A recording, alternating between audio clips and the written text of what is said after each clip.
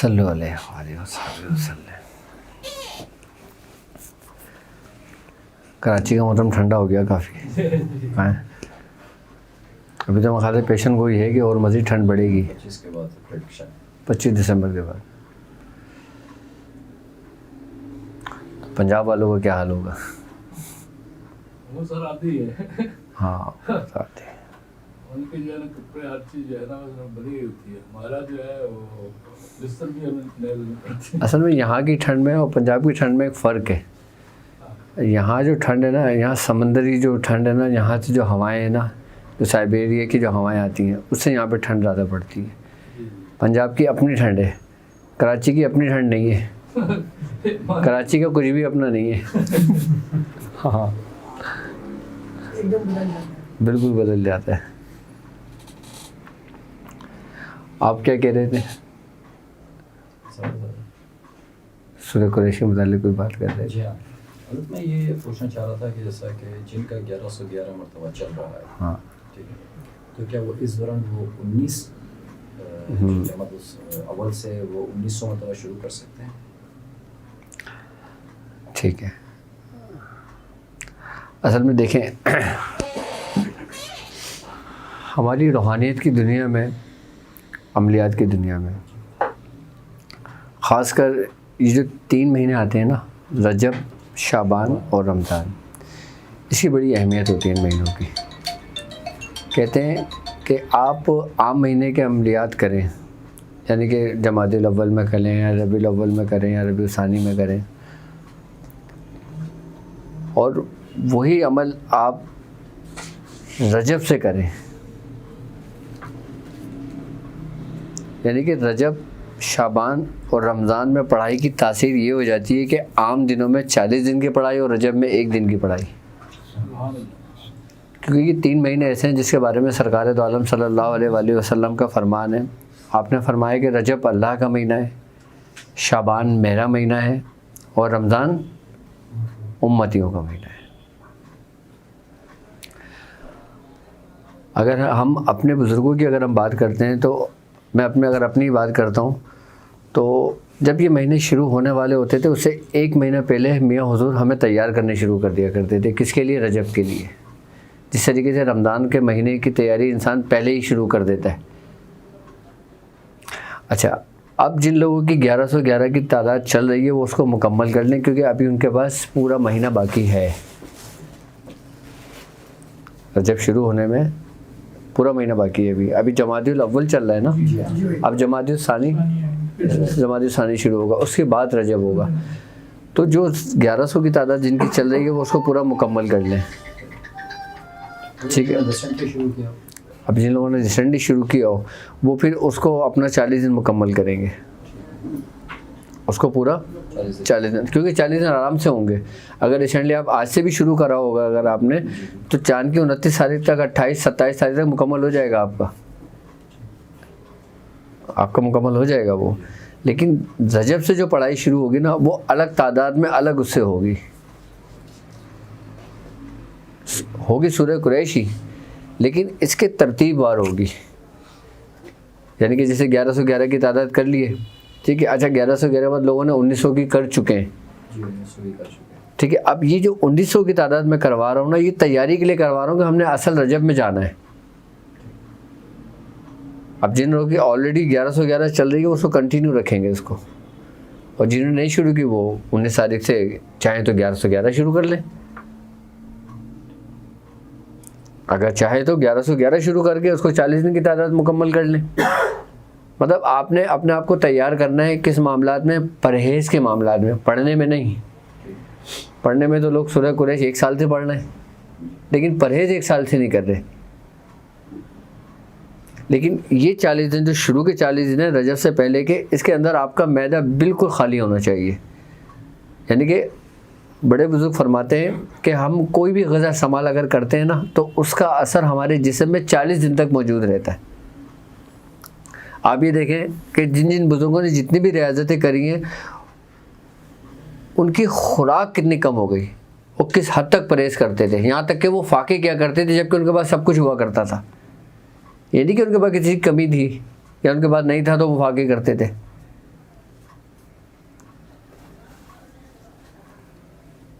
40 दिन का क्यों कहा जाता है?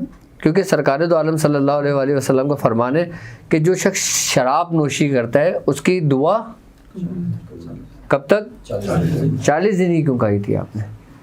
क्योंकि उसका असर इंसान के जिस्म, इंसान के बॉडी के अंदर 40 दिन तक रहता है। इसलिए हम अगर कोई गोश्त खाते हैं ना तो उसका असर हमारे जिस्म के अंदर 40 दिन तक रहता है, 41 दिन बिल्कुल ज़ाइल हो जाता है।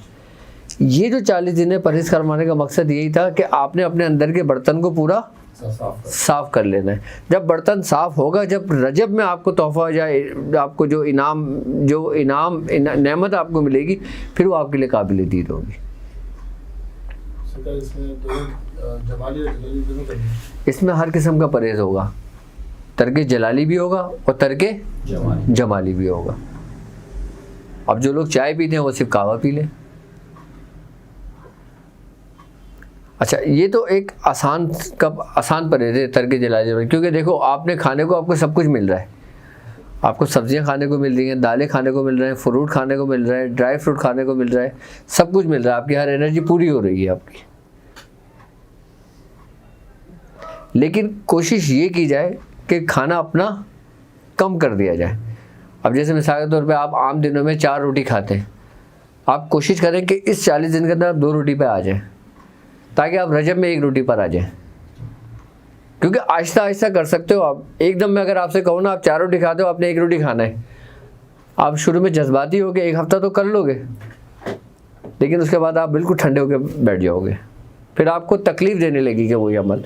लेकिन जो हमारी प्रैक्टिस, हमारी आदत बन जाती है ना, फिर वो हमें इतना पता नहीं लगती, हमें इतनी तकलीफ़ नहीं देती। यानी कि जो काम हमारी आदत में बन जाए, हमारी फितरत में शामिल हो जाए, तो अगर हम उसको कर भी रहे हो ना तो हमें पता नहीं लगता उसके बारे में, हम इजीली आराम से काम कर रहे होते हैं। तो हमने इसको अपनी आदत बनाना है। इस 40 दिन का मकसद, चाहे आप 1111 कर लें, चाहे आप 1900 कर लें, या चाहे आप 313 कर लें, 40 दिन पूरा परहेज़ के साथ कर लें।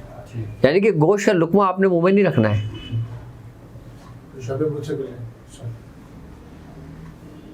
तो यहाँ पर एक बात ये पूछूंगी, क्या ये कंपलसरी तो नहीं है रजब के लिए कि हम सवाल पूरा ना करें सूरह कुरैश में?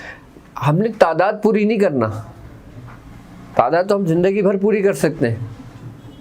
तादाद के लिए तो पूरी ज़िंदगी पड़ी है हमारे पास, हमें उसको फॉलो करना है जो हमें हुक्म दिया गया है। अब 1111 में 1.25 लाख तो नहीं होगी, 1900 दफ़ा में 1.25 लाख तो नहीं होगी, लेकिन अगर आप उसको उसके ख़ास निसाब और उसके तरीक़ेकार पे अगर आप काम करते हो ना, तो आपको उसका फैज़ होगा। यानी कि मैं आपको बताऊं 3125 दफ़ा का 1.25 लाख कर लें, आप परहेज़ नहीं करें, आपको फ़ायदा होगा, आपको सवाब मिलेगा। अगर हम अमलियात की दुनिया में कदम रख रहे हैं, अगर हम रूहानियत की दुनिया में कदम रख रहे हैं, तो इब्तिदान में देखें, अगर मैं दुनिया के तमाम मज़ाहिब की अगर मैं बात करता हूँ, दुनिया के तमाम मज़ाहिब की अगर मैं बात करता हूँ, हिंदुइज़्म हो गए, क्रिश्चियनिटी हो गई, यहूदी हो गए, जितने भी हो गए सब, उनमें भी रियाज़त का कॉन्सेप्ट है। रियाज़त वो लोग भी करते हैं, मुशक्क़त मेहनत वो लोग भी करते हैं, वो लोग हमसे ज़्यादा मेहनत करते हैं, उनके यहाँ फैज़ कम है, उनके यहाँ रियाज़त बहुत ज़्यादा है और फ़ायदा उनको कम है। और हम लोगों के यहाँ रियाज़तें कम हो गई हैं अब आज के दौर में, और फैज़ हमारा बुज़ुर्गों के वसीले से, उनके तवस्सुल से उतना ही है जितना है, वो उनकी तवज्जो, उनकी रहमत, उनकी करम है। दुनिया के तमाम मज़ाहिब के अंदर इब्तिदा रियाज़त की पता है किससे होती है? नफ्स कशी से। हिंदू अगर किसी अपने ज्ञान को बैठता है तो वो भी सबसे पहले अपने मैदे को खाली करता है, वो अपनी ख्वाहिशात को मिटा देता है। मतलब नफ्स कशी का ताल्लुक दुनिया के तमाम मज़ाहिब में है, जिस तरीके से रूहानियत का ताल्लुक दुनिया के तमाम मज़ाहिब में, लेकिन उसकी सूरतें बदली हुई हैं। यानी कि एक असल हकीकत है और एक उसका रिफ्लेक्शन है। उसकी असल हकीकत सिर्फ और सिर्फ मुसलमानों के हिस्से में आई है, जो उसका असल है, जो उसका जुज़ है रूहानियत का।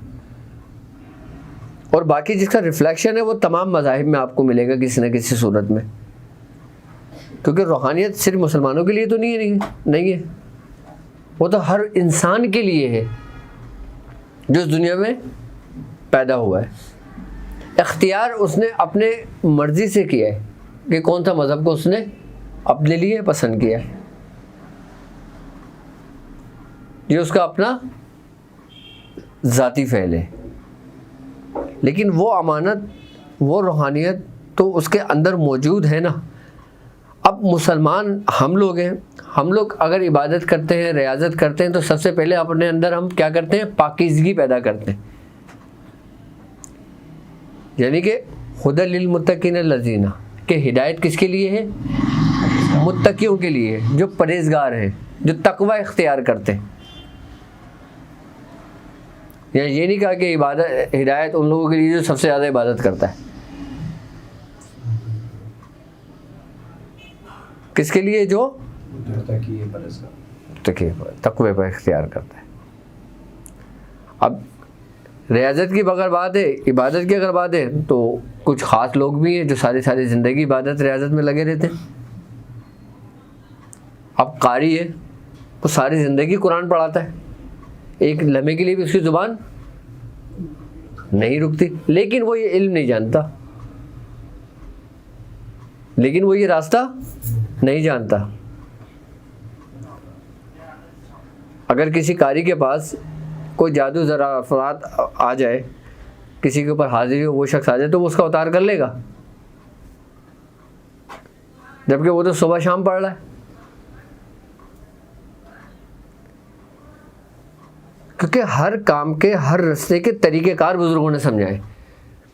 अब हमारे दादा मियां थे उस्मान अली शाह साहब, आपकी रियाज़त कितनी थी चहल काफ पर, कि आपने सारी ज़िंदगी चहल काफ पढ़ी है। लेकिन अगर कोई ऐसा मरीज़ आ जाया करता था तो वो खुद सिर्फ दम किया करते थे, नहीं ठीक होता था बोलते थे जाओ, मैं हुजूर का बोलते थे उनके पास जाओ। यहाँ तक कि पापा को बुलाते थे, किसका उतार कर भाई। अमलियात की दुनिया अलग है, रूहानियत की दुनिया अलग है। मतलब है कनेक्शन एक ही, रास्ता एक ही है, उसकी दो शाखें निकलती हैं। यानी कि कुछ बुजुर्ग वो अपनी रियाज़त में लेकर मकाम वहदियत में चले गए,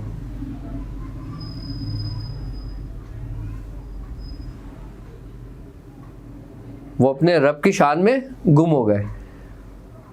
और कुछ बुजुर्गों ने ये रास्ता अख्तियार करा, किसके लिए, मखलूक के लिए। यानी कि अगर बुजुर्गों को दो हिस्सों में तकसीम किया जाए, तो एक अगर अल्लाह के लिए चले गए तो दूसरे किसके लिए चले गए, यानी कि एक फनाफी मोहम्मदी में चले गए और एक फनाफिल्लाह में चले गए।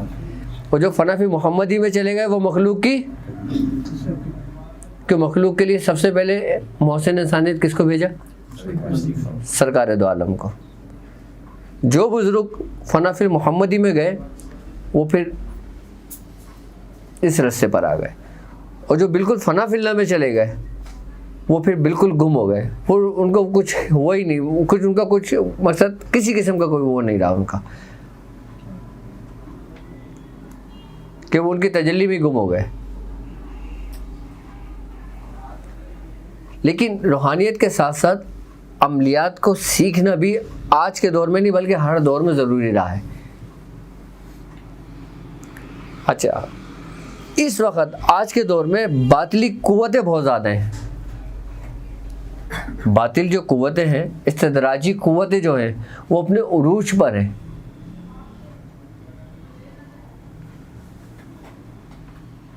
और इस वक्त दुनिया के ऊपर जो चंद गुरोह है जो इस पर हुक्मरानी कर रहा है, वो इसी के मातहत कर रहा है, इन्हीं इस्तदराजी कुव्वतों के ज़रिए। वो किन कुव्वतों का इस्तेमाल कर रहे हैं, वो गुरु किन कुव्वतों का इस्तेमाल कर रहा है, वो कर रहा है इंसान के जो आपका जो माइंड है ना, वो उसको कंट्रोल करके।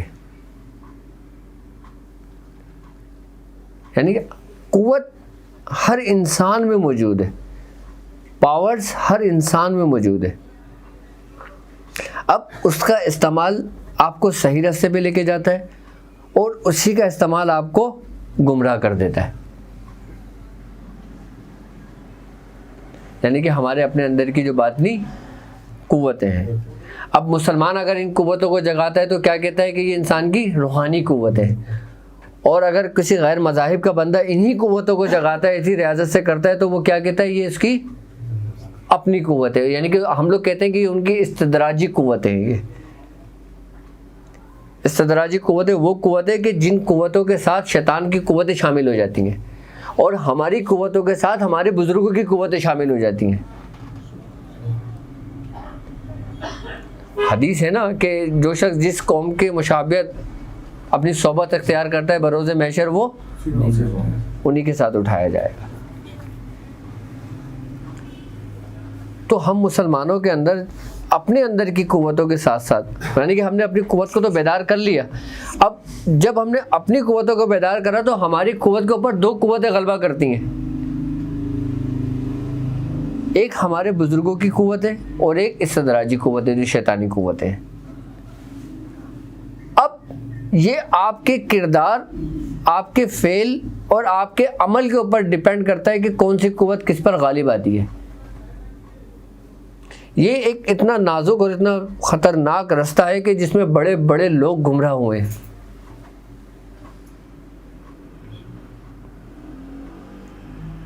जैसे एक फितना उठा था, किसका? गौहर शाही का। अगर गौहर शाही का आप इब्तिदाई दौर देखो, उसकी कितनी रियाजत थी, कितनी मेहनत थी उसकी।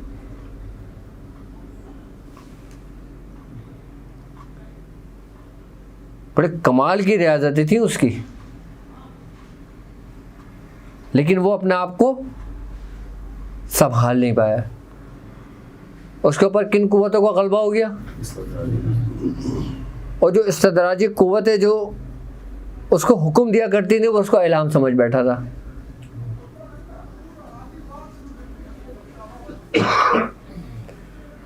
तो ये एक ऐसा रास्ता होता है, ये एक ऐसा वक्त होता है कि लम्हों में इंसान बदलते गिरते उठते देखें।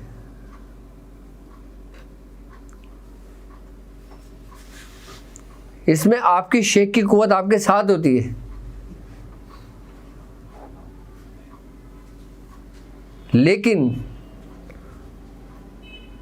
कुव्वत कुव्वत को पहचानती है, रूहानियत रूहानियत को पहचानती है। अगर आपके अंदर रूहानियत के अंदर उसकी मोहब्बत शामिल होगी तो वो उस नूर को जब्स कर लेगी, तो आपके शेख आपकी मदद को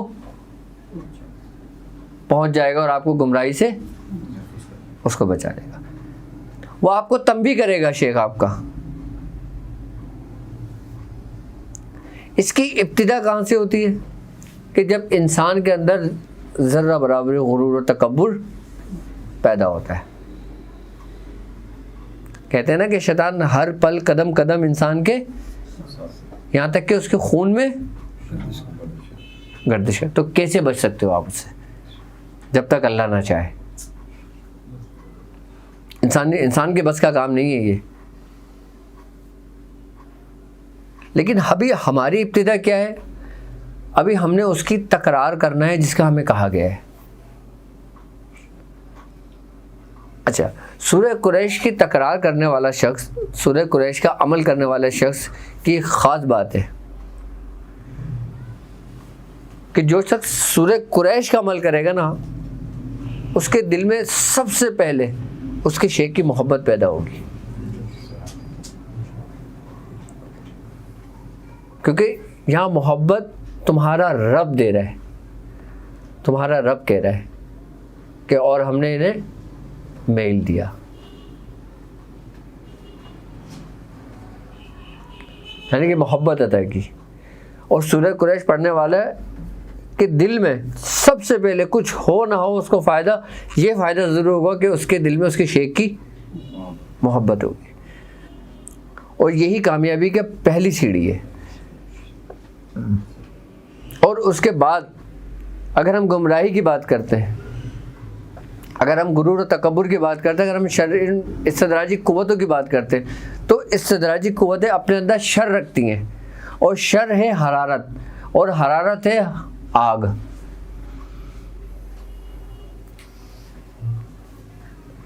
खैर और शर है ना, खैर जमाली है और शर जलाली है, यानी कि कहर है। जलाल कहर के साथ है ना, और जमाल नूर के साथ है। अब जब इंसान डगमगाता है इस रास्ते पे, जब शर्री कुव्वतें उसके ऊपर गलबा करती हैं, तो सूरह कुरैश पढ़ने वाला इससे महफूज रहता है। क्योंकि उसको महफूज किसने किया है? गर्मी और सर्दी से। किसने? तुम्हारे रब ने।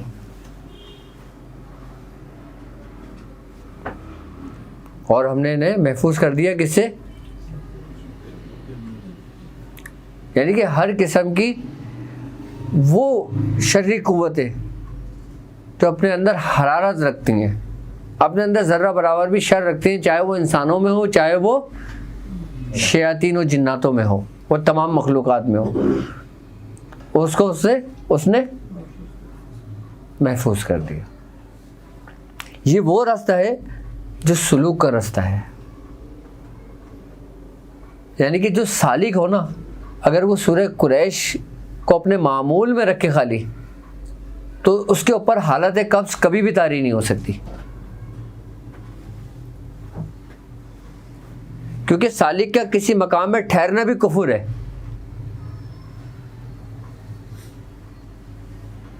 सालिक का किसी मकाम में ठहरना भी कुफर है। और जो ठहर जाता है फिर वो हलाक हो जाता है। यानी कि हालत कब्ज़ अगर लोगों पर तारी होती है तो वो ऐसा होता है कि जैसे बंदा दौड़ता हुआ शख्स, उसको किसी ने जंजीरों से जकड़ दिया।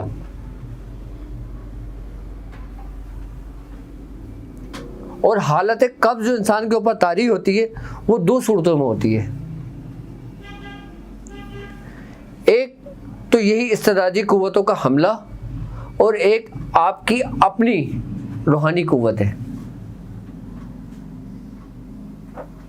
इंसान की अपनी रूहानी कुव्वतों से भी कब्ज़ तारी होता है इंसान के ऊपर।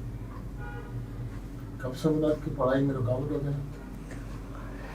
किसी जगह पे ठहर जाना, अच्छा,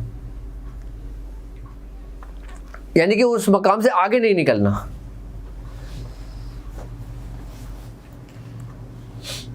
और जब इंसान किसी जगह पे ठहर जाता है ना आकर, तो फिर वो उसके लिए नुकसानदेह बात साबित होती है। और फिर इस हालत कब्ज़ को तोड़ने के लिए बुजुर्गान दीन क्या करते थे पता है आपको? महफिल समा का एहतमाम किया करते थे। किसका एहतमाम किया करते थे? महफिल समा का जो एहतमाम किया जाता था ना, वो मुरीदों की तरबियत के लिए किया जाता था। किसके लिए किया जाता था? मुरीदों की तरबियत के लिए। इसलिए नहीं कि बंदा शोर शराबा करे, उठे जाए, भूले फिर वहीं का वहीं, चलो जी कवालियाँ होनी उधर चलते हैं, चलो जी कवालियाँ होनी उधर चलते हैं। कवालियाँ कोई शौक़, कोई फैशन नहीं था। सुलूक के अंदर इसकी बड़ी अहमियत है, लेकिन महफिल समा को लोग नहीं समझते। जब हालत कब्ज़ तारी हो जाती थी तो शेख अपने मुरीदों के लिए बाकायदा तौर पर एहतमाम किया करते थे। क्यों? क्योंकि जब महफिल समा होती है तो एक रिदम, एक कैफियत, एक सुरूर होता है, एक आवाज़ होती है। फिर बुजुर्गान दीन उस तजल्ली इलाही से उसके कब्ज़ को तोड़ते हैं जो सबसे अज़ल की तजल्ली थी, जो एक शोर था, जो एक ज़ोरदार धमाका हुआ था। लोग आवाज़ की रिदम को भी समझते नहीं है। हमें तो सिर्फ ढोल की आवाज़ें समझ में आ रही होती है, ढोल बज रहा है, लेकिन उस ढोल की आवाज़ के अंदर एक आवाज़ महफूज पोशीदा होती है। और ये वही आवाज़ है जो पूरी कायनात को ठहरे हुए है लेकर। और जब कायनात ख़त्म होगी तो एक शोर की, यानी कि वो जो सूर जो फूका जाएगा क्या होगा, वो एक साउंड ही है ना, एक आवाज़ ही है ना वो। तो शेख उस आवाज़ का इस्तेमाल करता था उसको तोड़ने के लिए। यानी कि जब इंसान के अंदर एक जब्स की कैफियत तारी होती है, एक वो रक्स की कैफियत में आता है, अपने आप में नहीं होता, फिर उसका अख्तियार उसके ऊपर से ख़त्म होता है। उसका कल्ब बिल्कुल ऐसे वाज़े होता है जैसे अगर कोई सुई भी चुभाए तो उसको एहसास हो उसके कल्ब में। ज़ाहिरी उसको कुछ भी करते तो उसको कोई एहसास नहीं होगा। जिस तरीके से इंसान डॉक्टर ऑपरेट करता है, साथ तमाम अज़ाओं को खोलता है, सामने रखे होते हैं, उस वक़्त उसकी साली की कैफियत बिल्कुल इसी तरह होती है कि उसका ऑपरेशन हो रहा होता है, उसका ऑपरेट हो रहा होता है। शेख उसके, और उस महफिल के अंदर शेख उसकी इस तरह उसकी तरबियत कर रहा होता है।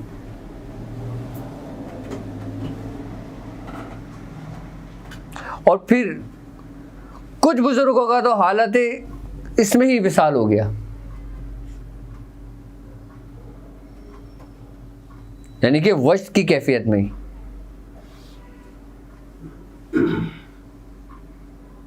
और कुछ ही पूरी मनाजिलें तय हो गई।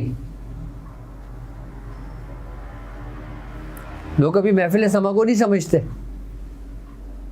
लोग अभी उनके आदाब नहीं समझते, लोगों को नहीं पता होता कि किस वक्त महफिल में क्या रंग है। और तमाम रंग जो ना तुम्हारी शेख की सूरत में जाहिर हो रहे होते हैं, उसके अंदर से निकल रहे होते हैं, जो साहिब मसनद होता है, जो साहिब मालिक होता है उसका। वो एक शायर कहता है ना कि उस वक्त मुझे भटका देना जब रंग में महफिल आ जाए, ए जज्बा दिल घर में चाहूँ हर चीज़ मुकाबिल आ जाए, मंजिल के लिए 2 गाम चलूँ और सामने मंजिल आ जाए, ए रहबरे कामिल चलने को तैयार तो हूँ पर याद रहे, उस वक्त मुझे भटका देना जब सामने मंजिल आ जाए। अगर मुरीद अपने शेख की महफिल के उस रंग को पहचान ले तो फिर वो हर रंग में रंग जाता है।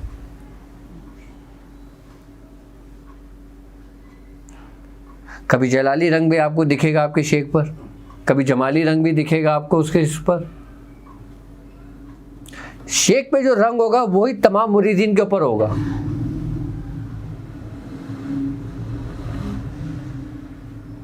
यहाँ तक कहते हैं कि जब मसनद के ऊपर बैठा जाता है तो बाकायदा दुआ पढ़कर बैठा जाता है महफिल समा की, उसके बगैर भी नहीं बैठा जाता।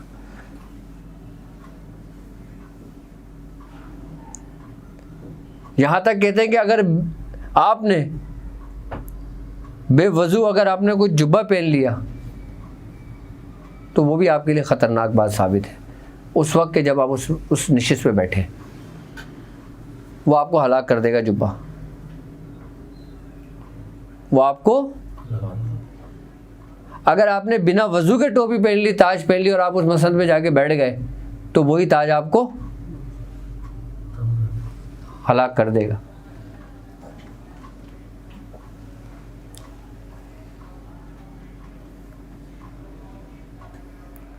हम ज़ाहिरी असबाब देखते हैं जबकि असल रंग रूहानियत तो कुछ और ही है।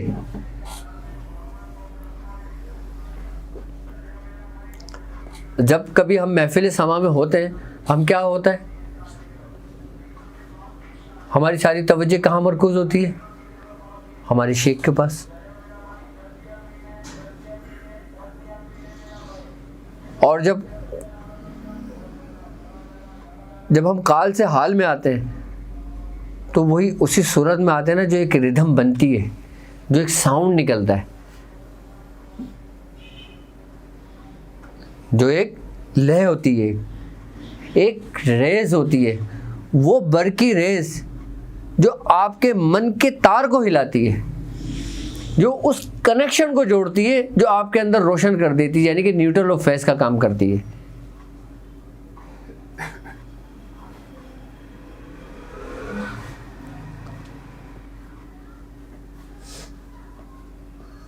लेकिन अगर तुमने उस महफिल को उसके एहतमाम के ऊपर, यानी कि उसकी जो असल कायदे कवानीन है उसके मुताबिक अगर आप नहीं करते तो फिर वो खराफात पैदा होती हैं।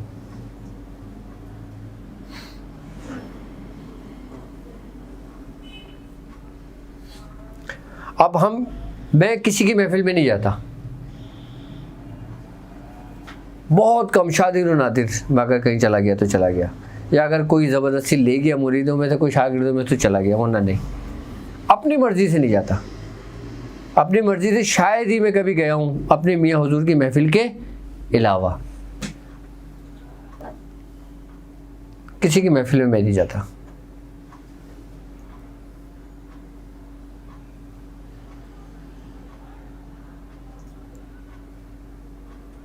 क्यों? जबकि वहाँ जो हो रही है वो भी तो बुजुर्गों की है। अगर आदाब का ख्याल नहीं रखा गया हैं? आदाब का ख्याल नहीं रखा गया हो, आदाब का ख्याल नहीं, मेरी ये ख्वाहिश है कि मैं जिस रंग में देखूं तो उसी को देखूं, जिस महफिल में देखूं तो उसी को देखूं, वरना मैं नहीं जाता।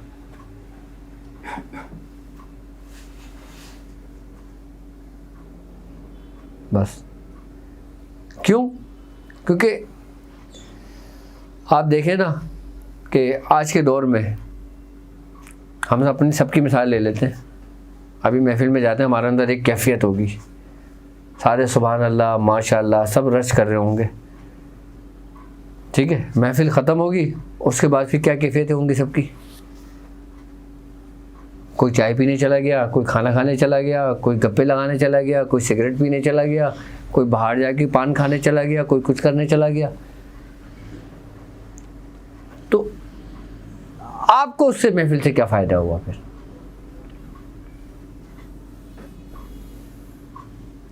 भाई सुर तो वही है ना, सुरूर तो वही है ना, रूहानियत तो वही है ना, फैज़ तो वही है ना, तो आप पे क्यों नहीं असर किया उसका?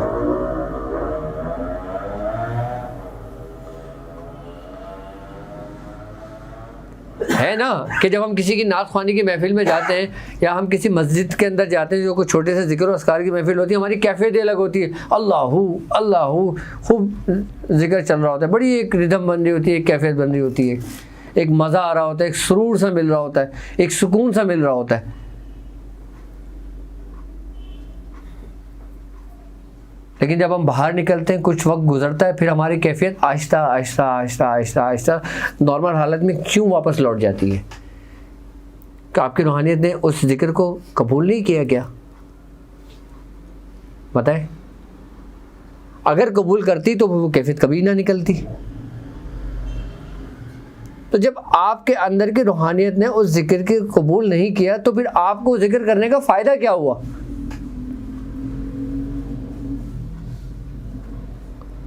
क्यों बुजुर्गान दीन फरमाते हैं, एक शायर कहता है ना कि महवे तस्बीह तो सब है मगर इदराक कहाँ, ज़िंदगी खुद ही इबादत है मगर होश नहीं। आपकी ज़िंदगी पूरी इबादत है, आपका चलना फिरना उठना बैठना सोना खाना पीना, यहाँ तक कि अपनी बीवी के करीब भी जाना, ये सब इबादत है।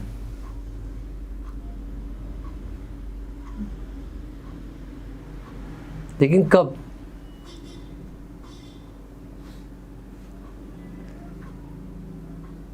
कि जब आपके अपने अंदर की रूहानी क़ुव्वतों ने उस जिक्र को तस्लीम कर लिया।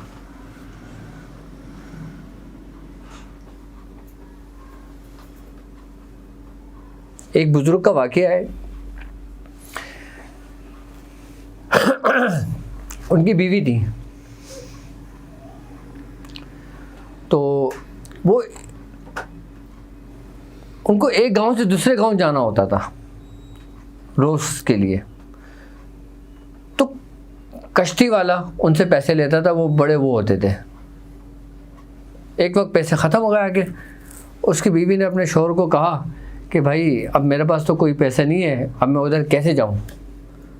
तो उन्होंने कहा अच्छा तू एक काम कर, एक खीर पका और खीर ले जाके जा और दरिया को कहे, दरिया के पास जा और उससे ये कहे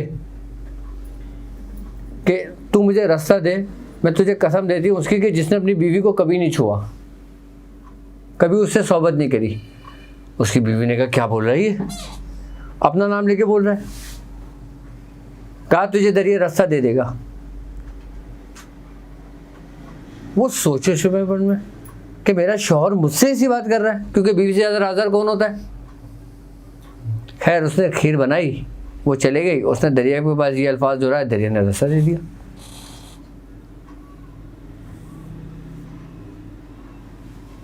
दरिया ने उसको, वो चली जाती थी।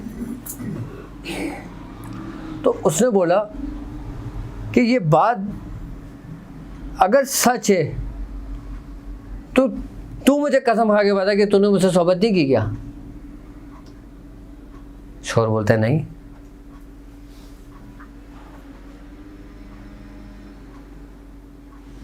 मैंने अपनी ख्वाहिशात के लिए नहीं की,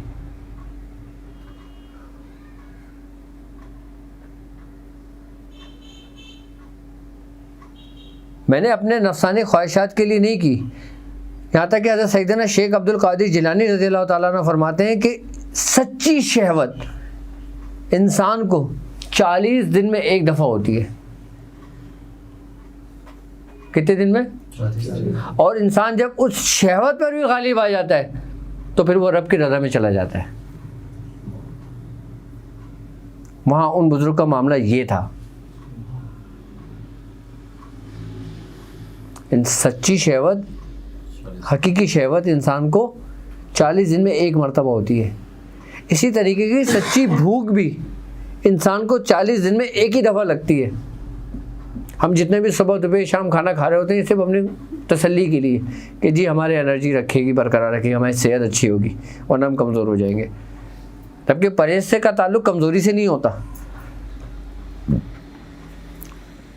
आप ये ना सोचना कि हम परहेज करेंगे तो हम कमज़ोर और लागर हो जाएंगे, हमारा जिस्म ढल जाएगा। मेरी सेहत तो ऐसी थी कि जब कोई तेज़ हवा चलती थी ना, मैं 3 जगह रुक के बैठ के जाता था। जब पापा कहते थे बेटा चाय ले आओ होटल से जाके, जब कोई पापा के पास मेहमान आता था, कोई हमारे पीर भाई आते थे, पापा के पीर भाई आते थे, यानी कि हमारे चाचा पीर आते थे जब, और इतनी दूर था कि ये पापा का दवाखाना है और तकरीबन 40 से 50 कदम है, और हर 10 कदम पे मैं बैठ के जाता था उठ के। कितना कमज़ोर हो गया होऊंगा मैं।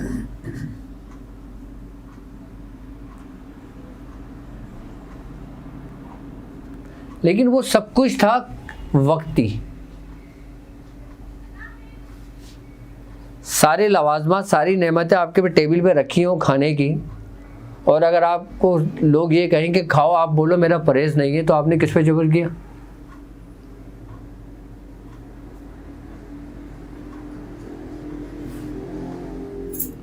आपने किस पे सब्र किया? जबकि हलाल है ना सब कुछ, ऐसा भी नहीं कोई हराम हो। अपनी ख्वाहिश।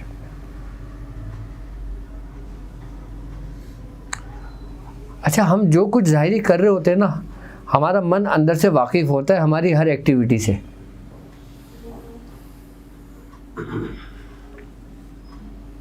अच्छा, हम ज़ाहिर को संभालने की कोशिश करते हैं, अपने बातिन को भूल जाते हैं। जबकि हकीकतन अगर देखा जाए तो बुज़ुर्गों ने अपनी ज़िंदगी पूरी कहाँ कहाँ सर्व कर दी, अपने बातिन को बनाने के लिए।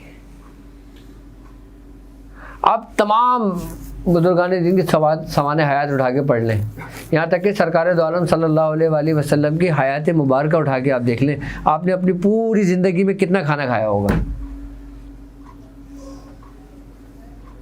सलाम उस पर कि जिसने बादशाहत में फ़कीरी की, कि ऐसा रसूल जो अपनी उम्मत के लिए उसने अपना खाना पीना सोना हर चीज़ तर्क कर दी थी। 63 बरस की ज़िंदगी में अगर आपकी पूरी हयात मुबारक का खाना देखें तो कितना होगा कि जितना हमारा पूरे महीने में होता है या 6 महीने में होता होगा।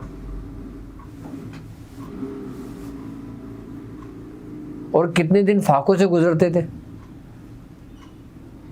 जबकि वो फाके कर रहे हैं कि जिसको जिब्राइल आके वही कर रहे हैं।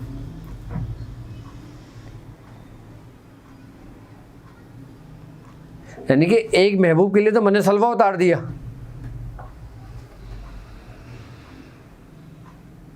हज़रत मूसा अलैहिस्सलाम की कौम के लिए आसमान से उतरता था, तो क्या सहाबी रसूल और सरकार दो आलम के लिए नहीं उतर सकता था?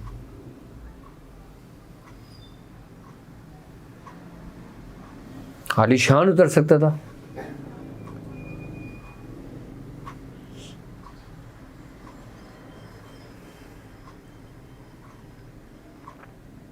लेकिन आपने और सहाबी रसूल ने किस तरह अपनी ज़िंदगी बसर कर दी। लेकिन फिर वक्त लौटा भी, और वक्त लौटा कैसा लौटा कि बैतुल माल में कितना माल होता था कि ज़कात लेने वाला कोई नहीं होता था, और यहाँ तक कहा जाता था कि फला पहाड़ पर डाल दो।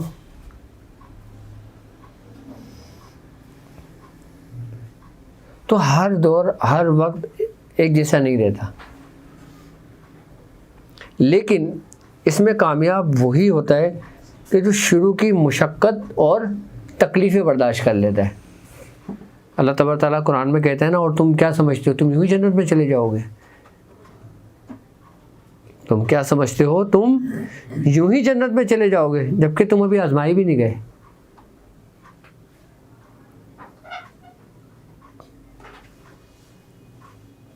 अच्छा, अगर तुम खुद नहीं करोगे ना, फिर वो तुम्हें खुद करेगा जबरी। ये भी बात है। मतलब होना तो है, चाहे वो तुम्हारी औलाद की सूरत में तुम्हें आजमाए, चाहे वो तुम्हारे माल की सूरत में तुम्हें आजमाए, चाहे वो तुम्हारे रिस्क को तंग करके तुम्हें आजमाए या रिस्क को कुशादा करके तुम्हें आजमाए, चाहे वो तुम्हारी औलाद को लेकर आजमाए या औलादे और मजीद देकर आजमाए, आजमाइश ज़रूर है उसकी, आजमाता ज़रूर है वो, तुम पर आजमाइश ज़रूर है।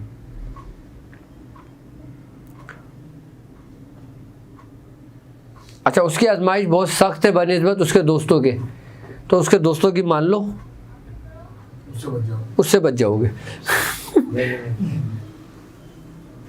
उसके दोस्तों की मान लो बस, क्योंकि वो अपने दोस्तों पे मेहरबान है।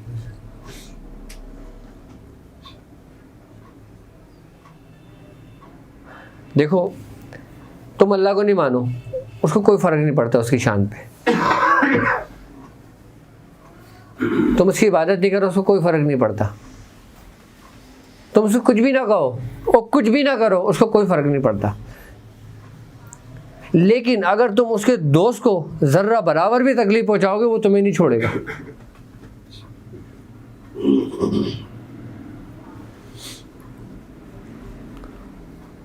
वो ऐलान जंग करता है फिर,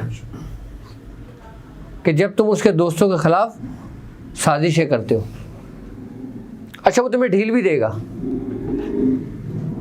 इब्तिदान में तुम्हें ढील देगा, और तुम ये समझोगे कि मैं हक पर हूँ। मैं हकीकत बता रहा हूँ आपको, तुम ये समझोगे कि मैं हक पर हूँ। वो ढील देता है, लेकिन जब रस्सी खींचता है, अच्छा जब परहेज़ करोगे ना आप, तो आपके अंदर एक कैफियत पैदा होगी। मैं आपको एक बात बताऊँ, जब हम परहेज़ करते थे ना, हम जिस घर के अंदर जाते थे ना, या अपने घर में जाते थे, अगर उसमें गोश्त बन रहा होता था या गोश्त बना होता, तो हमें पूरे घर में से कच्चे गोश्त की बदबू आती थी। किसकी? कच्चे गोश्त की बदबू आती थी। यानी कि एकदम नहीं होता, मुझे तो तकरीबन 7 साल हो गए थे परहेज़ करते हुए उसी हालत में। हाँ, 98 से लेकर 97-98 से लेकर 2006, यहाँ तक कि जब मेरी शादी थी उस वक्त भी मेरा परहेज़ ही था, यहाँ तक मुझे ख्याल है। 2005-06 की बात है। उसके बाद जाके मेरा परहेज़ खुला था। ये सब्ज़ी का आप फरमा रहे हैं खाने के लिए, तो वो सब्ज़ी पकाने में लहसुन, प्याज, अदरक डाला जाता है, तो उससे मामला में रुकावट नहीं है? देखो, अगर उसमें स्मेल है, कच्ची है, तो वो परहेज़ में आएगा। अगर भूनकर पकाया जाए तो फिर उसके भूनकर पकाया जाए तो कोई हर्ज नहीं है। तो चाय के लिए भी कभी वो निकल आया है ना, किसका? चाय के लिए जो टी वाइटनर निकला है, अब तो बहुत कुछ निकल गया। मैंने वीडियो वगैरह ये देखा ना, उसमें हकीकत में टी वाइटनर है। अच्छा। हाँ, छोटे डब्बे वगैरह आए ना, ये कप शप वगैरह, उसके मैं फॉर्मूले पढ़ रहा था। हाँ हाँ, ये ऑल पर हो गया, ये दूसरे बड़े बड़े ब्रांड के हो गए, उसमें लिखा होता है ये बाकायदा दूध नहीं है ये। टी वाइटनर है, हाँ, केमिकल्स है ये, केमिकल से है। लेकिन वो ज़्यादा खतरनाक है, वो आपकी सेहत का दुश्मन है ना। आप 2 घड़ी मज़े के लिए तो पी लोगे, लेकिन वो अंदर क्या करेगा आपका हाल। हमारी अब तबई उम्र कम होती जा रही है। सही बात है।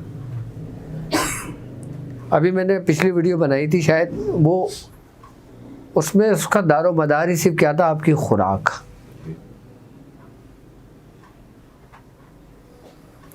आप चाहो ना, आप चाहो खुराक के ज़रिए, अगर आपकी तबई उम्र 40 साल है तो आप 80 बरस ज़िंदा रह सकते हो। आप एक बात देखना, अगर आपने नस्ली यहूदियों को देखा है ना, नस्ली यहूदियों को, वो आपको परहेज में मिलेंगे। अच्छा, नस्ली जो यहूदी होगा ना, वो हराम नहीं खाएगा, वो शराब नहीं पिएगा। मैं हकीकत बता रहा हूँ आपको, यहूदी शराब नहीं पीता, यहूदी हराम नहीं खाता, ज़िबा किया हुआ खाता है।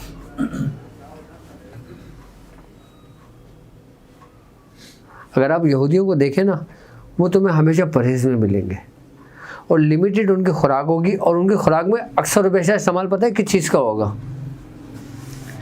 एक दही का और ड्राई फ्रूट का। हमारे बुजुर्ग फरमाते हैं कि जो शख्स डेली दही खाता है वो मर क्यों जाता है, यानी उसको मरना नहीं चाहिए। दही खाने वाले को मौत नहीं आएगी।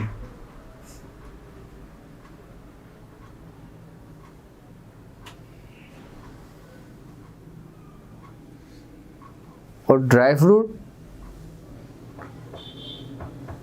आपकी ज़िंदगी को बहाल करते हैं। हमारी ज़िंदगी और मौत क्या है, हम मरते क्यों हैं? हम तो ये कहते हैं ना कि हमारा वक्त आ गया। अब वक्त आ गया, लेकिन उस वक्त ने आपके जिस्म में क्या तगय्युरात पैदा किए जो वक्त आया।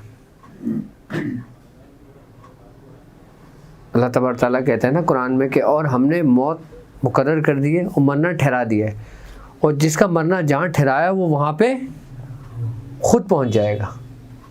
यहाँ तक कि फरमाता है कि तुम अपने आप को बड़े बड़े किलों में भी बंद कर लो, मौत तुमको वहाँ भी ढूंढ लेगी। मौत और ज़िंदगी क्या है? हमारे अनासिर की अज्जाए तरतीब ज़िंदगी है, और इन्हीं तरतीब का बिखर जाना मौत है। और अगर आप अपनी खुराक के ज़रिए इसी अनासिर की तरतीब को यकसां रखते हो, आप देखो जितने भी बड़े बड़े काबिल लोग गुजरे हैं उनकी खुराक कितनी कम रही है।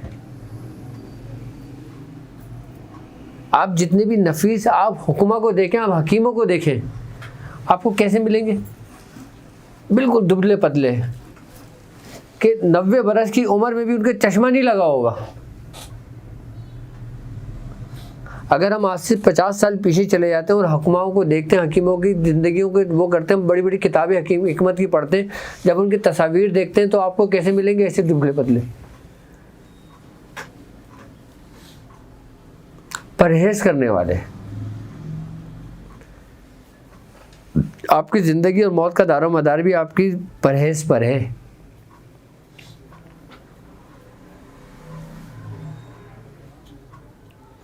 आप अपने खाने पीने पे कंट्रोल कर लें। कंट्रोल करने से मतलब ये नहीं कि आप छोड़ दें सब कुछ खाना पीना। आप वो चीज़ खाएं जो आपके मिजाज को सूट करे, उस चीज़ को तर्क कर दें जो आपके मिजाज के अपोजिट हो, आप कभी बीमार नहीं पड़ोगे।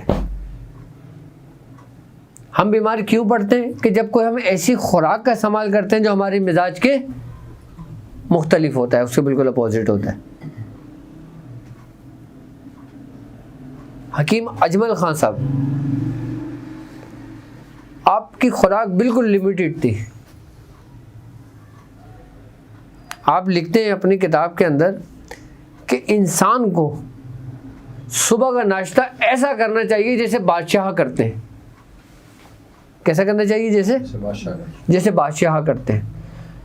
और दोपहर का खाना यानी कि दोपहर का खाना ऐसा खाना चाहिए कि जैसे वज़रा खाते हैं। पाकिस्तानी वज़रा की तरह नहीं, ये उस वक़्त के वज़रा की तरह। और रात का खाना ऐसा खाओ जैसे चोर खाता है। और हमने बिल्कुल इसको उलट कर दिया इसका। हमारा देखें, रात का खाना बादशाहों की तरह होता है जी, डिनर है, ऐसा ही है ना। सुबह का नाश्ता जितने भी बैठे हुए कोई भी पेट भर के नहीं करता होगा, सब भागी दौड़ी के अंदर, कोई पापा लेके बैठा हुआ है, कोई दूध लेके, कोई चाय के साथ, कोई डबल रोटी के साथ, किसी को कुछ नहीं मिला चलो रास्ते में बिस्किट ले लूँगा मैं।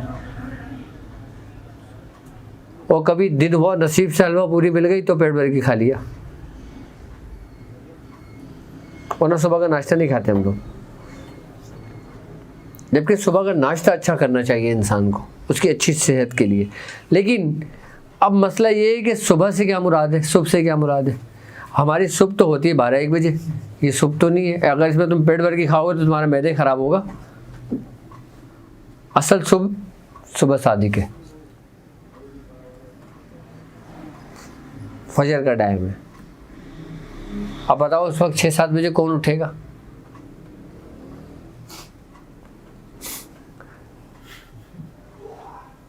अब जब आप 7 बजे आप नाश्ता करोगे तो आपको कितने बजे भूख लगनी शुरू हो जाएगी?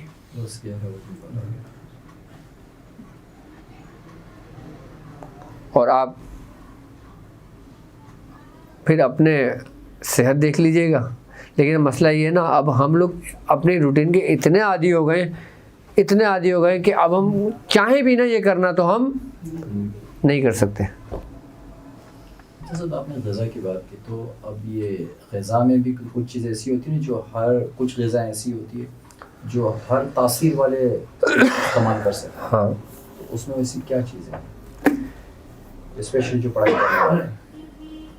देखो, उनके लिए सबसे बेहतरीन है आलू। आलू के बारे में कहा जाता है कि ये गरीबों का सेब है और दुनिया में सबसे ज़्यादा खाया जाने वाला सब्ज़ी क्या है और सबसे ताकतवर है। और ये ऐसा है आलू कि हर मिजाज को फ़ायदा करता है। लेकिन हम इसकी हालत को बदल लेते हैं, हम उसके जो मिजाज होता है ना उसको बदल देते हैं। किसके ज़रिए? मुख्तलिफ मसालों के ज़रिए। कभी हम आलू की कतलियाँ बना लें, कभी गोश्त के साथ बना लें, कभी चिप्स बना लें, कभी हमने दूसरे मिजाज के गरम मसाले डाल दिए तो उसका मिजाज हमने बदल दिया। अब आलू को शकरकंदी के साथ मिला के खाओ, आपका वेट ऐसा बढ़ाएगा कि अगर दुबला पतला बंदा आलू को शकरकंदी खाना शुरू कर दे तो कुछ दिनों बाद ऐसा हेल्दी हो, चेहरे पे गुलाबी आनी शुरू हो जाएगी उसके। हैं? हाँ। तो ये इसमें फ़ायदा होता है। अपने खुराक के अंदर जो ना हमेशा फ्रूट का इस्तेमाल रखो हर दिन, चाहे 2 दाने अंगूर ही क्यों ना हो, लेकिन रखो ज़रूर फ्रूट का इस्तेमाल। क्योंकि एक वक्त में आके ना आपका जो जिस्म है ना 24 घंटे में चीख कर पुकारता है फल को।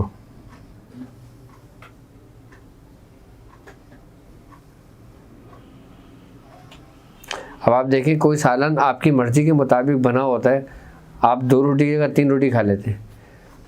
और अगर कोई सालन आपकी मर्ज़ी और आपके मिजाज के मुताबिक नहीं बना होता, चाहे वो कितना ही अच्छा लग रहा हो दूसरों को, आप 1 रोटी भी नहीं खा सकते। क्यों? जबकि सालन है।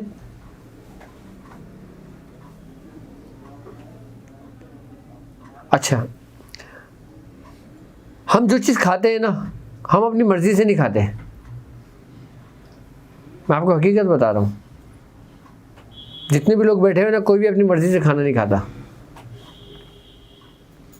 उसका दिमाग उसको पैगाम दे रहा होता है कि ये खाना तेरे लिए मेरे तमाम आज़ाओं के लिए फ़ायदेमंद है, तू खा। और जब एक लिमिट आती है ना, आपका दिल भर जाता है। हम कहते हैं दिल भर गया, जबकि दिल का क्या ताल्लुक खाने से?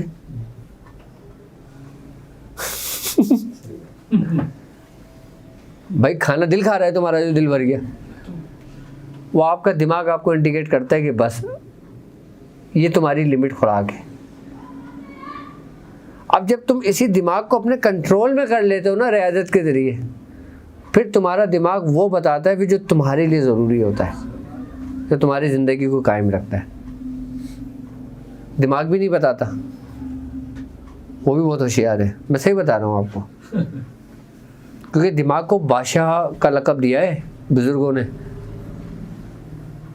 और बाकी जितने भी हमारे जिस्म के आज़ा हैं ना जो काम करते हैं, वो सब उसके वज़ीर हैं, वो सारे दिमाग के मातेहत हैं।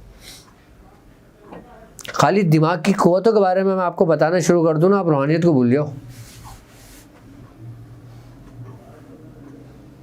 खाली दिमागी क़ुव्वतों के बारे में आपको बताना शुरू कर दूँ, जो इसके इनबिसात और इनकिबास का जो अमल है, जो इसके नेगेटिव और पॉजिटिव रेस का जो अमल है इसका। इंसान अल्लाह तबारक ताला ने ऐसा बनाया है कि इसके नहीं आती समझ इसकी कि क्या है ये, नहीं बाकी नहीं समझ आता कि इंसान क्या है। कभी वो ये कहता है कि मैं हूँ, हाँ, कि मैं उसके हाथ बन जाता हूँ, मैं उसके कान बन जाता हूँ, मैं उसकी आंखें बन जाता हूँ, मैं उसकी ज़ुबान बन जाता हूँ। वो किस में समा रहा है? इसके अलावा कभी उसने कुछ कहा है कि मैं फला जगह पे हूँ? यानी कि उसने इंसान को बिल्कुल क्या अपने रहने की जगह के लिए बनाया है। बहुत सख्त अल्फाज है ये, मैं हकीकत बता रहा हूँ आपको। ये बहुत एक राज है ये, कि वो कहता है कि मैंने आदम को अपनी सूरत पे बनाया।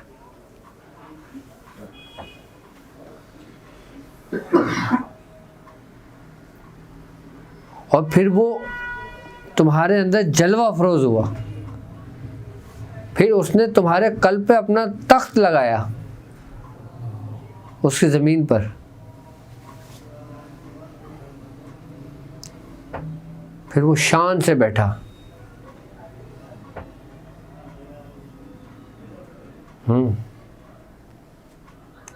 फिर अल-मुतकब्बिरों की तजल्ली हुई।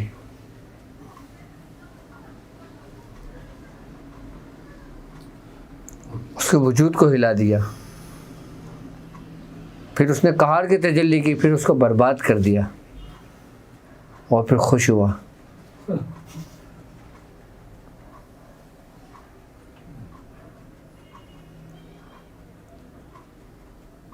फिर जब वो खाक हुआ, फिर वो ज़र्रा अपने असल में जुड़कर असल की जानिब लौट गया। ये इंसान की ज़िंदगी की हकीकत है।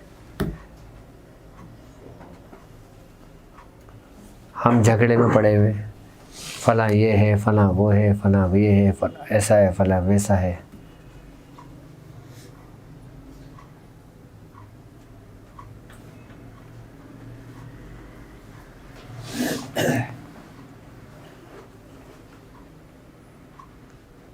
लोगों की उम्मीदों का तुमसे वाबस्ता होना, ये भी अल्लाह तबारक ताला की एक तुम पर एक रहमत है, एक नेमत है।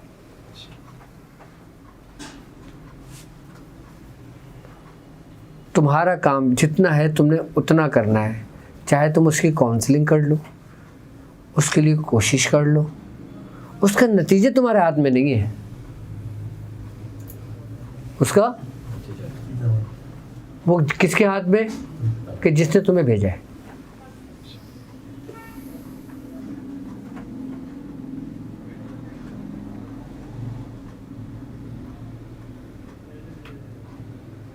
इस्लाम के अंदर रबानियत को मना किया गया है।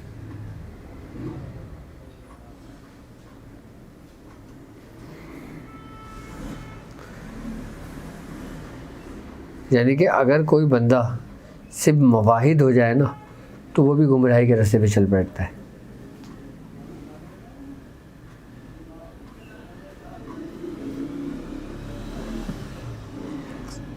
उसको हमारी इबादतों की ज़रूरत ही नहीं है। अल्लाह तबारक ताला कुरान में पता है क्या कहता है? कहता है और अगर हम तुम्हें औरों के मुकाबले में अगर ज़्यादा रिस्क देते हैं तो वो इस वजह से कि तुम लोगों की मदद करते हो। अगर तुम चाहते हो ना कि तुम्हारा रिस्क कुशादा हो जाए तो अपने रिस्क में लोगों को शामिल कर लो।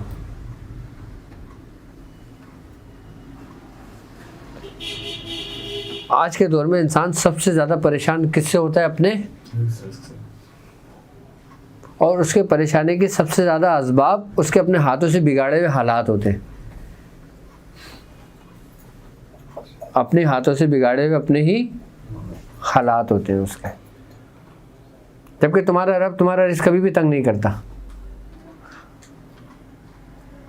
अगर बैठे बैठे आगे बढ़ते बढ़ते तुम्हारा रिस्क कुशादा हो जाए ना, तो इसका मतलब ये नहीं कि तुम्हारे अंदर कोई कमाल था तो तुम्हारा रिस्क कुशादा कर दिया, बल्कि अल्लाह ताला ने दूसरों का रिस्क भी तुम्हारे सुपर्द किया है। तुम्हारा तो उतना ही था कि जितना जिस हाल में तुम थे।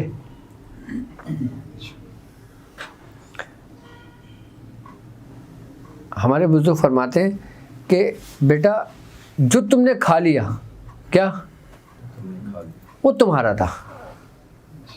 जो तुमने पहन लिया वो तुम्हारा था। जो तुमने रख दिया वो तुम्हारा नहीं है। वो तुम्हारा, लेकिन हिसाब तुमने देना है उसका कि तुमने रखा कहाँ है।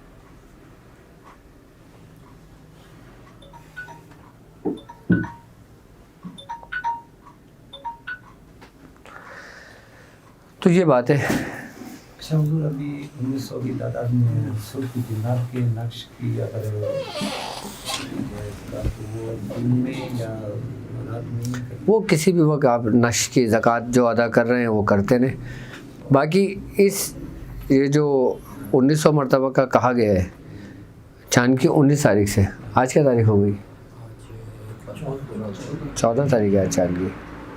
ठीक है, तो ये जो 40 दिन है ना, ये सिर्फ और सिर्फ अपने आप को तैयार करने के लिए है। चाहे आप 1900 बार से तैयार कर लें या फिर आप 1111 से तैयार कर लें। नहीं तो आप, अगर हिम्मत नहीं है आपके अंदर, तो आप 313 बार करके भी कोशिश करके देख लें, परहेज़ करके। अगर 313 बार में 40 दिन आप रख सकते हैं, परहेज़ कर लिया, तो आप रजब में के लिए तैयार हो। पढ़ना हमारा मकसूद नहीं है। क्या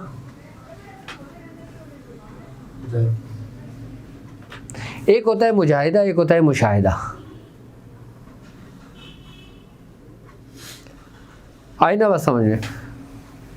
मुशाहिदा हकीकी उसको नसीब होता है जो उस रस्ते को समझता है, और मुजाहिदा हर एक को होता है। मुशाहिदा किसी किसी को होता है। हमारा किसी भी के ऊपर बर्डन डालना नहीं है या उस पर बोझ डालना नहीं है। वो अपनी बिसात के मुताबिक तायुन कर ले कि 313 का तायुन कर ले, 1111 का कर ले या 1900 मरतबा कर ले, क्योंकि हर शख्स 1900 बार नहीं कर सकता। हर शख्स, हर ख़वातीन 1111 बार नहीं कर सकती। अब 313 की तादाद कर लें। ये 3125 का एक ही निशस्त, कौन सा? 3125। वो जब 40 दिन का करते हैं सवा लाख, वो एक ही निशस्त नहीं, क्योंकि एक निशस्त की तासीर अलग होती है अपनी, उसकी कैफियत अपनी अलग होती है। लेकिन अगर मैं आपको डायरेक्ट बोलूँ ना कि 3125 बार पढ़ो, आप कभी भी नहीं पढ़ पाओगे। आप जज्बाती होकर ना 2-3 दिन तो पढ़ लोगे, एक हफ्ता पढ़ लोगे। एक धुआंधार तकरीर करें और आपने जज्बा चढ़े आपके अंदर, एक हफ्ता करें, उसके बाद आप बिल्कुल ठंडे होकर बैठ गए, तो फ़ायदा इसी तकरीर का। हमें अपने अंदर जोश तकरीर से पैदा नहीं करना, इखलास के साथ करना है, सुकून के साथ करना है, उस तरीक़ पे करना है जो हमारे बुज़ुर्गों का है। यानी कि 313 बार कर लें, 40 दिन तैयार परहेज के साथ। 1111 बार कर लें 40 दिन परहेज के साथ। 1900 बार कर लें बिल्कुल परहेज के साथ। फिर जब आपको ये 2 से 3 महीने गुजरेंगे ना परहेज के अंदर, फिर शाबान में आप अपने आप को और अपने कैफियत को देखना।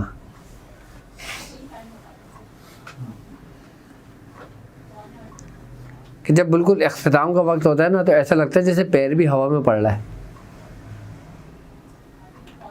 क्या या ऐसा महसूस होता है कि जैसे आप स्विमिंग पूल में कूदे हो कभी? कैसा लगता है आपके पैरों को? बिल्कुल हल्का हल्का। और स्विमिंग पूल से नहा के जब अपने बिस्तर पे लेटते हो, आपको ऐसे महसूस होता है कि जिस्म की कैफियत क्या है, कि जैसे बंदा रेलगाड़ी का सफ़र करता है और जब सफ़र से अपने मंजिल को उतरता है, घर में आके सोता है, तो वही शोर उसके ऊपर बज रहा होता है, उसकी एक सुरूर बन रहा होता है, एक कैफियत बन रही होती है उसकी।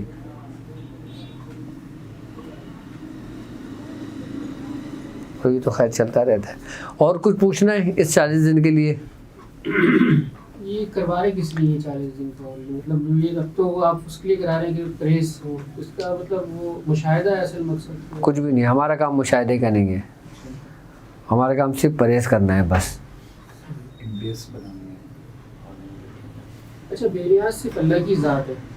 बुजुर्गों के पास कोई भी कोई चीज़ लेके जाते कि ये कर रहा हूँ तो अपने नफ्स के लिए कर लो, तो बंदा तो इंसान है, बशर है, उसकी ज़रूरत है, तो फिर वो क्या बेनियाजी की तरफ लेके क्यों जाते हैं और बेबसी की तरफ क्यों लेके जाते हैं? बुजुर्ग कभी भी बेनियाजी की तरफ लेके नहीं जाते, वो तो उसके ज़र्फ़ के मुताबिक उसको देते हैं। लेकिन लेने वाला कौन है ये देखना पड़ता है,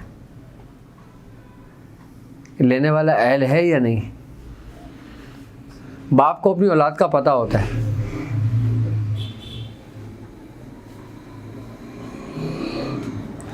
कोई भी बुजुर्ग अपने मुरीदों पे तशद्दुद नहीं करता, उस पर जबरन उस पर वो नहीं करता।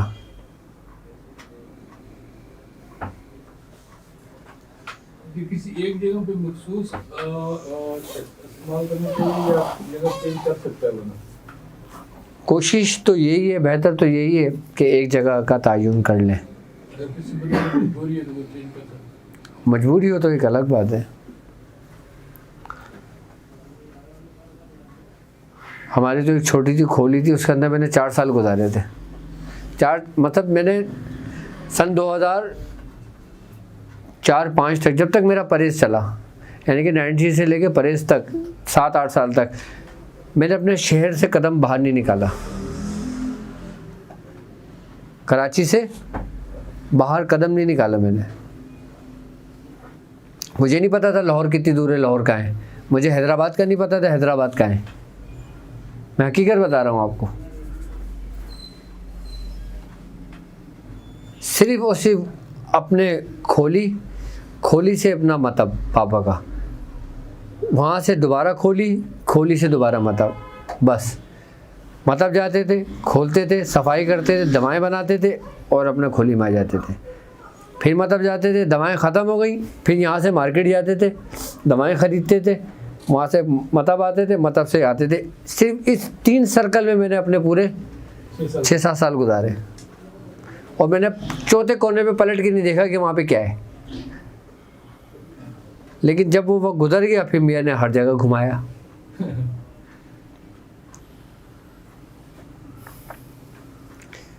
यहाँ तो लोगों को कुछ काम बताओ, हुजूर वो पाकिस्तान टूर पे जाना है, ज़रा फैमिली जा रही है, मैं अकेला रह के क्या करूँगा। मैंने कहा अच्छा भाई जा, चले जाओ, वहाँ कर लियो। तो अब ऐसे को बताओ क्या होगा। जैसे आपने पहले बताया था कि आप करते थे, और जब आप पॉइंट वाली जो प्रैक्टिस करते थे, जैसा आपका रूम होता था, आज भी ऐसे ही रूम है? एक कारखाना तो आज भी उसी हाल में, लेकिन एक जो है ना वो टूट के करंट आज जो अपनी रियासत करते हैं, हाँ, उसी तरह का बना हुआ छोटा सा है। और आज के दौर में नहीं, आज के दौर में सिर्फ मेरा पढ़ाई का एक स्टोर है, वो अलग है।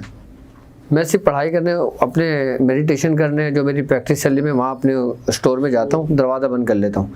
स्टोर छोटा होगा, लाइक तकरीबन 4x4 का होगा, जैसे वो 4x6 का होगा, एक वीडियो में आया था, मतलब वो सो नहीं सकते वहाँ, लेट नहीं सकते आप। बेड में आज भी इतना बड़ा ही है वो, उसको सो नहीं सकते आप। स्टोर है वो, मैं सफाई करवा के वहाँ अपने रात को पढ़ाई बैठता हूँ, और उसके बाद जब अपने काम पूरा हो जाता है, वहाँ दरवाज़ा लॉक किया, अपने कमरे में आया, अपने बीवी बच्चों के साथ में बस हो गए। आज की रूटीन। वरना पहले तो जिस जगह पढ़ते थे उसी जगह सोना होता था, और अगर तुम गलती से कहीं चले गए आप सो नहीं सकते। इसी वजह से हमारी रात हमेशा अपनी ही जगह पे गुजरती थी। 7 साल मैंने एक जगह पे रात गुजारी है जी। ऐसा नहीं कि नानी के घर रुकने गए वहाँ रुक गए, दादी के घर रुकने गए, चचा के घर रुकने गए वहाँ रुक गए, नहीं, हमने ऐसा वक्त नहीं गुजारा। और फिर उसका सिला भी तो है ना, यानी कि उस वक्त तक जो भी हुजूर ने कहा हमने किया। लेकिन अब आज के दिन में अगर मियां हुजूर कहे ना कि वाजिद ये अमल करना है, इस तरह से नहीं होगा। मैं हकीकत बता रहा हूँ, अगर मैं करूँ भी ना तो 2 4 6 दिन करूँगा, फिर वो छूट जाएगा। अब सिलसिले की जिम्मेवारी बढ़ गई है ना भाई। एक शख्स पहले मशीन बनाता है एक जगह पे बंद होकर, बड़ी मेहनत करके मशीन बनाता है, उसके बाद से वो मशीन को ले जाके रख देता है। अब वो मशीन का काम क्या है?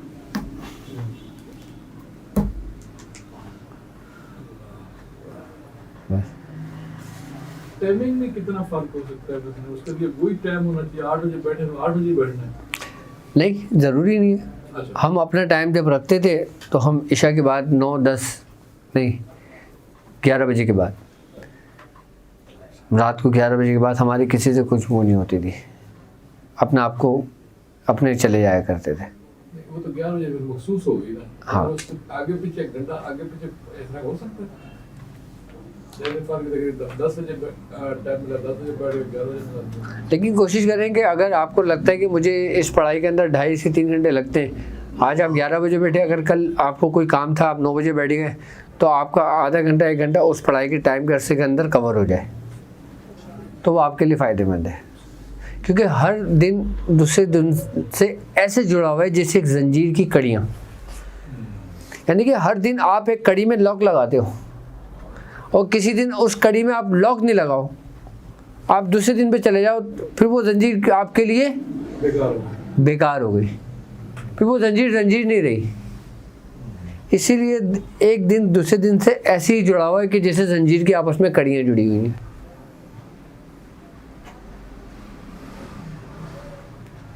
अब ये आपकी मेहनत और आपकी रियाजत के ऊपर है।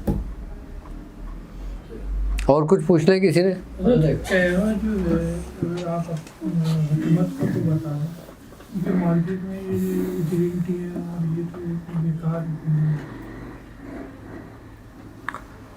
असल में देखो हम लोग तो कहवा नहीं पीते थे, न चाय न कहवा, क्योंकि एक वक्त में आ गया ना कहवा भी खुशी करने लगता है, और कोई भी चीज़ ज़रूरत से ज़्यादा इस्तेमाल की जाए तो वो नुकसान देने लगती है।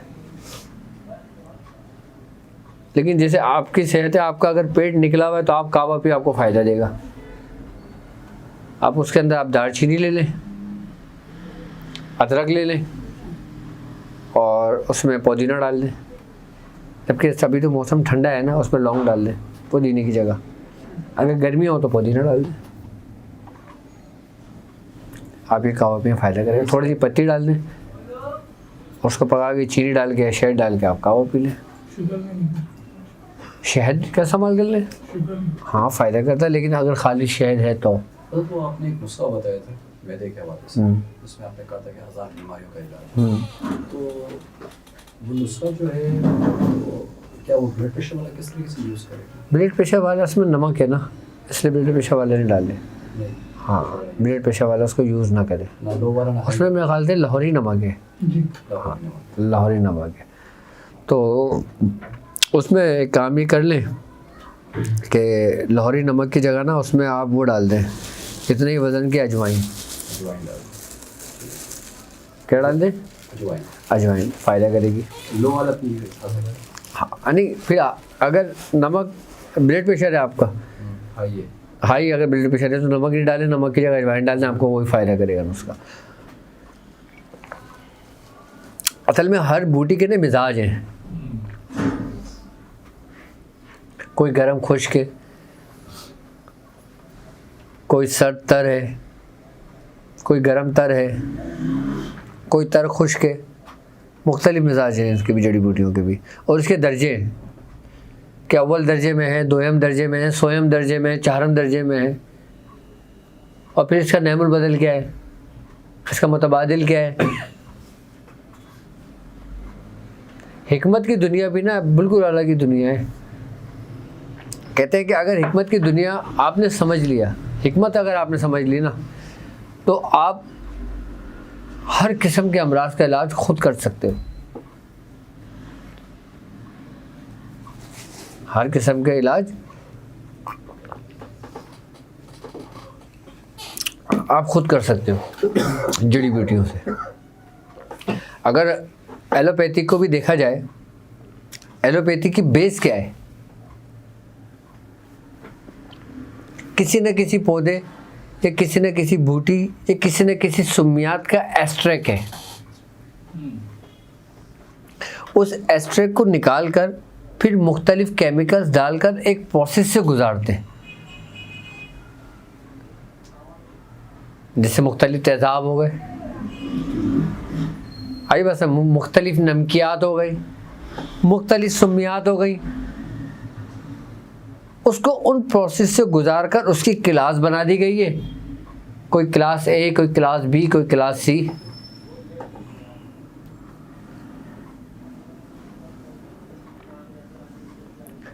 और इसी से फिर एंटीबायोटिक बना दी गई है। लेकिन असल क्या है? जड़ी बूटियाँ। अब कॉकरोच है, लाल बेग की दवा बनती है, किसके लिए? सांस के लिए। अब मकड़ी है, उससे दवाएं बनती हैं जिस्म को सून करने के लिए। नशे आवर दवाएं, जितनी भी नशे आवर दवाएं होती हैं वो ज़्यादातर मकड़ियों से बनती हैं। अगर इसकी हिस्ट्री में जाएं आप, मक्खी है, इससे दवाएं बनती हैं, छिपकली से बनती है। हाँ मैं सही बता रहा हूँ आपको। मर्दाना क़ुव्वत के लिए तो एक वो अफ्रीकन छिपकली खाते हैं, वो रेती, अरब के लोग, जिसको रेक माही के नाम से पुकारा जाता है। नहीं, सांडा अलग है, वो रेक माही है। हमने तो बहुत कूट कूट के, हमारे वो पागल हो जाते थे, गंदी बदबू थी उसकी। हाँ, परहेज के अंदर कूटते थे उसको, मुंह पे वो पूरा मांस बांध के। बेरबूटी है जो बारिशों में निकलती है, जो मखमल की तरह होती है, उसकी दवाएं बनती हैं। कब्रिस्तान के अंदर जो बड़े बड़े चींटे होते हैं, उसकी दवाएं बनती हैं। हमने तो बनाई है ना। अब अगर किसी को बोल दो इसे दवाएं बनाने के तरीके समझा दो किसी को, लोग बोलेंगे यार बताओ क्या नुस्खे बता रहे हैं। और जबकि वो नुस्खे ऐसे कि एक ड्रॉप दवान पर डाले तो बंदा उठ के बैठ जाए। बैर बूटी की, खरगोश की दवाएं बनती हैं, जंगली कबूतर की दवा बनती है उसको ज़िबा करके, दरियाई मछली की दवा बनती है। हाँ, हमने कुश्ते फूके, खुद कुश्ते बनाए बाकायदा। अगर जब कोई ऐसा जानवर आता था ना कि जिसको हमें बेवकूफ़ बोलते थे यार इसको ज़िबा करके बनाना है, मैं हाथ भी नहीं लगाता था। हमारे जो दूसरे होते थे ना पीर भाई, उनको बोलता था भाई, उनका नाम लेके, भाई पापा ने बोला तुम काटो उसको। उस वक्त अकबर नाम का एक बंदा होता था। मैं बोलता था पापा इनको बोलना है भाई अगर ये ज़िबा करने का काम है तो। हाँ, अब वो बैठे हुए सांडे काट रहे, उसका गोश्त निकाल रहे हैं। मैंने कहा मुझे निकाल के दे दो, तैयार मैं कर दूंगा। उसकी सारी आसाइशें सब निकाल के मुझे दे दो, तैयार मैं करके दे दूंगा आपको। खरगोश होता था, कभी खरगोश को ज़िबा करना होता था, मैं कहता था इसको साफ़ करके इसका गोश्त मुझे दे दो, तैयार करके मैं दे दूंगा। मैंने कहा ज़िबा वाला काम मैं नहीं करूँगा। जब मुझसे बोलते थे ना तू क्यों नहीं करेगा, मैं भी नहीं करूँगा। मैंने कहा मेरा परहेज़ है, बहुत सख्त परहेज़ है ज़िबा करने का, मना किया है, तरके जलाली में आता है। उन्होंने बोला अगर मैंने मियाँ से पूछा होगा, मियाँ ने बोला ना कैसा परहेज़ है तो भी तो ठीक है, वरना फिर मैं तुम्हारा काम नहीं करूँगा। ठीक है, मैंने कहा हाँ तुम पूछो। पापा से पूछा, पापा ने हाँ तरकी जलाली में। मैंने अच्छा मैंने भी ऐसे पूछा, मैंने कहा अच्छा पापा इनको ये बताएं तरकी जलाली में ज़िबा का आता ही नहीं आता? तो पापा ने हाँ ज़िबा आता है। मैंने कहा मैं तरकी जलाली कर रहा हूँ नहीं कर रहा हूँ बताएं। हाँ, मियाँ ने दवा भी हर किस्म की बनाया। अच्छा अब नहीं बनवाते मियाँ, अब बहुत कम बनवाते हैं, क्योंकि उस वक़्त मियाँ हुजूर का एक की मिसाल ऐसे चढ़ते हुए सूरज की थी। हाँ, ये खुद बाकायदा है, एक हाथ अगर मियाँ हुजूर पकड़े हुए होते थे, दूसरे हाथ से मैं पकड़ा होता था। हाँ, जब कभी रात को ऐसा होता था, मियाँ हुजूर पढ़ाई में बैठते थे, मुझसे कहते थे मुझे काला मुर्गा ला देना यार आज। तो हम काला मुर्गा लेने जाते थे, मुझसे कहते थे अच्छा यहीं रहना जब तक मैं दरवाज़ा नॉक ना करूं। वो पढ़ाई पे बैठे होते थे अपने, वो कहते थे मैं जब दरवाज़ा नॉक करूं तुम ज़िबा कर देना। मैंने तो वो वक्त गुजारा भी हुजूर के साथ। और आप यकीन करो एक पैर पर हम घंटों खड़े रहते थे कि पता नहीं कब दरवाज़ा आवाज़ दें। यहाँ तक कि पेशाब भी अगर आ रहा होता था हम रोके रखते थे कि ऐसा ना हम जाए दरवाज़ा खटखटा दिए। घंटों खड़े रहते थे कि जहाँ दरवाज़ा ठक ठक की आवाज़ है, हमने वहीं मुर्गा ज़िबा किया और समेटा अपना काम सारा। मतलब मैं नहीं करता था पढ़ाई में हुजूर ही कर रहे होते थे, काम वही कर रहे होते थे अंदर अपना। हम सिर्फ लेके खड़े होते थे कि हमने ये काम करना है, क्योंकि हमारे ज़िम्मे ड्यूटी थी। और बाकी सारे बच्चे छोटे छोटे थे। ये शारिक, फ़ाइक, फराज, कोई 4 साल का था, कोई 5 साल का था, कोई 3 साल का था। छोटी वाली बहन 1 साल की थी। हाँ,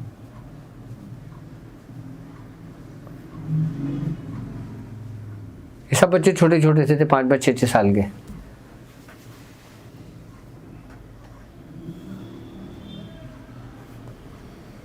ये परहेज के दौरान जो दूध और कोई भी खाम चीजें तर्क कर देते हैं तो अक्सर कैल्शियम की कमी हो जाती है, उसके लिए क्या खाया जाए उसके लिए, ये कैल्शियम की कमी? सूरह कुरैश पढ़ोगे ना, वो तुम्हारी हर कमी को पूरा कर देगी। अभी समझते नहीं हो सूरह कुरैश को। सूरह कुरैश जिस्म की हर कमज़ोरी को दूर कर देगी, वो खुराक है तुम्हारी। सही। अच्छा हम ये समझते हैं कि यार हम ये नहीं खाएंगे तो हमारे जिस्म के अंदर नमक की कमी हो जाएगी, हम ये नहीं खाएंगे तो हमारे जिस्म में प्रोटीन की कमी हो जाएगी। ज़्यादातर लोग कॉन्सेप्ट है ना कि यार हम गोश्त नहीं खाएंगे, हमारे जिस्म को प्रोटीन चाहिए वरना हमारा जिस्म ढलना शुरू हो जाएगा। लोग ये कहते हैं ना हमारे कैल्शियम की कमी हो जाएगी, पोटाशियम की कमी हो जाएगी, मैग्नीशियम की कमी हो जाएगी।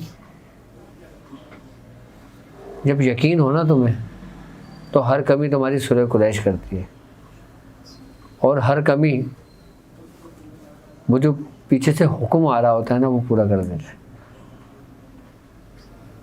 ये ज़ाहिरी असबाब हैं, अगर देखा जाए तो ये सबब हैं। ये तो दिल की तसल्ली के लिए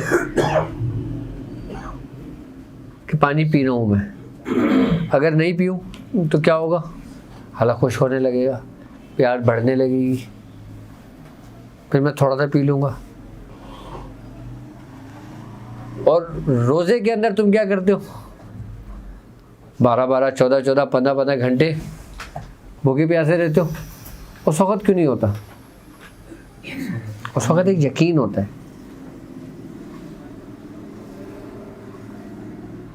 उस वक़्त तुम्हें पता होता है कि मेरा रोज़ा है।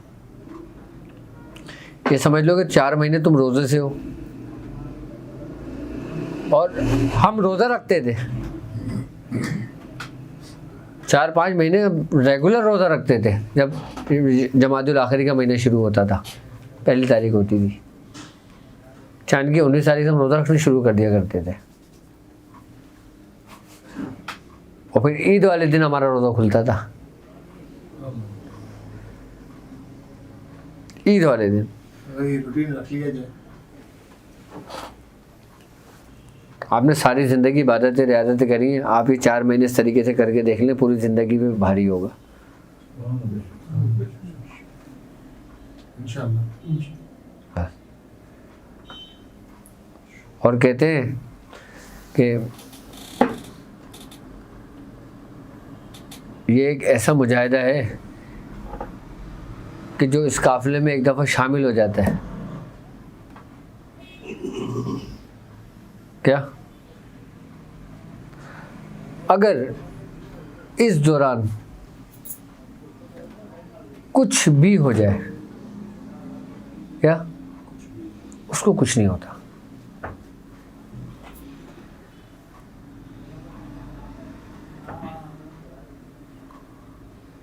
अभी हम तो ज़ाहिरी मखसूस लोग हैं कि यहाँ इस कमरे की जितनी कैपेसिटी है कि जितने लोग हैं उतने लोग सुन रहे हैं।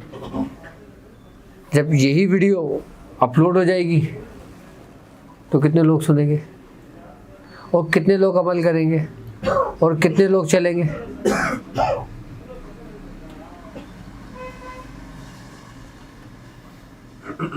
मुझसे बात हो या ना हो, मेरा पैगाम वीडियो की सूरत में आएगा। मैंने कहा है ना कि इसे मुझे 4 महीने देने, लेकिन फिर ये नहीं कि हुजूर इसके साथ में सूरह इखलास भी कर लूँ। टाइम मिल जाता है मुझे इतना, अब हुजूर मना थोड़ी करेंगे, हाँ भी कर लो